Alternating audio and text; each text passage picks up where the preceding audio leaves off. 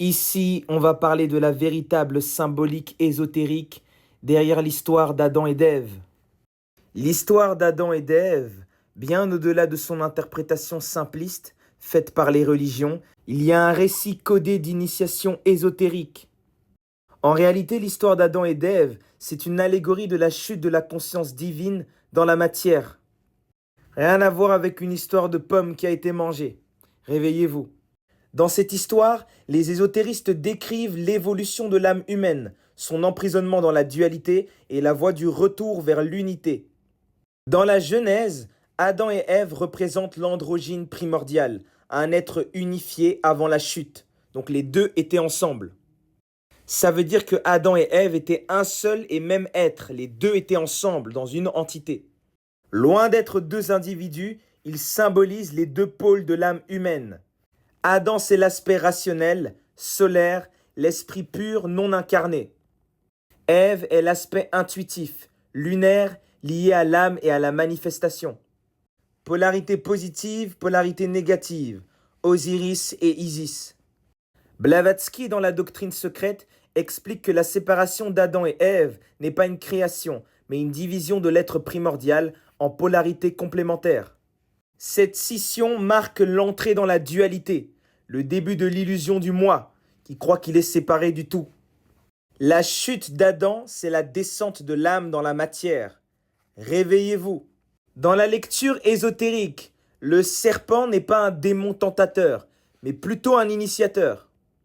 Le serpent symbolise la Kundalini, la force spirituelle endormie dans l'être humain.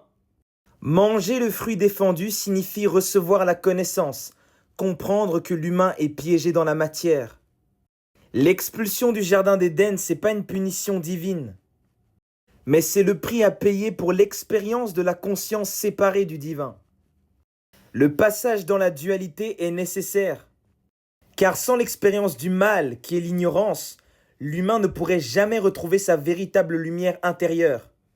Regardez dans la vie de tous les jours, quand tout va bien, vous vous en foutez de votre divinité. C'est que quand ça ne va pas que vous commencez à aller chercher à l'intérieur de vous. C'est la même chose. L'homme doit perdre son paradis pour apprendre à le recréer en lui-même. Contrairement aux dogmes religieux qui voient la chute comme une faute, les ésotéristes voient cela comme un processus nécessaire. L'âme devait expérimenter la densité de la matière pour évoluer. Adam et Ève y sont pas punis, ils entrent dans le cycle de l'incarnation pour transcender la matière. La souffrance et l'illusion du monde matériel sont les outils qui forcent l'âme à se souvenir de sa véritable nature. Manly Pioli disait « Le péché originel est simplement l'oubli de notre divinité intérieure. La chute n'est pas une condamnation, mais un défi initiatique. » Si Adam et Ève symbolisent la dualité, le but du chemin spirituel est de restaurer l'unité. Dans l'alchimie, on parle de l'unio mystica, qui est la fusion des polarités. Dans la gnose, il y a la résurrection du Christ intérieur, l'ascension de l'homme vers son état primordial, la réconciliation de l'humain avec son être supérieur. Adam et Ève doivent se réunifier en un être complet, ayant transcendé l'illusion de la matière.